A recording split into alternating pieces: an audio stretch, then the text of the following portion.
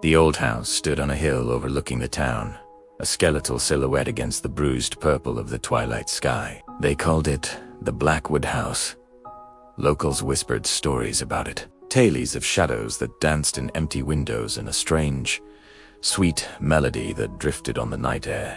I, of course, didn't believe a word of it. I was a paranormal investigator, or at least, that's what I called myself. In reality, I was just a skeptic with a fancy camera and a blog that needed content. I pushed open the heavy oak door, which groaned in protest. Dust motes swirled in the beam of my flashlight, like tiny, frantic ghosts. The air was cold, stagnant, and carried a faint, cloying scent, like wilted flowers. I started my walk through EMF, meter in one hand, camera in the other, narrating my every move for my future audience. First floor clear, I announced to the empty hall. No anomalous readings.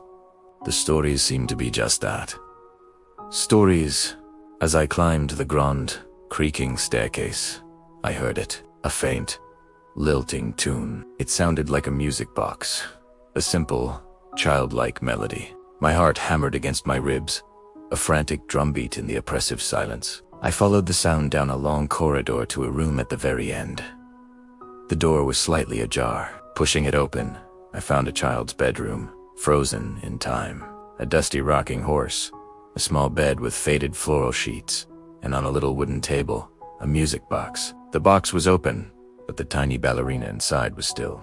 The music wasn't coming from the box. It was coming from everywhere, from the walls themselves, seeping into the very air I was breathing. My EMF meter screamed, its needle thrashing wildly. I backed away slowly, my bravado evaporating into sheer terror. That's when I saw the drawings, taped all over the walls. Crayon.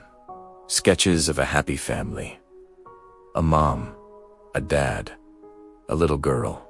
But in every drawing, there was another figure, a tall, thin silhouette, lurking in the background, always just out of focus. I stumbled back into the hallway, my breath catching in my throat. The melody grew louder, more insistent, twisting from a sweet tune into something discordant and menacing. I ran, not caring about my equipment, not caring about the video. I just had to get out.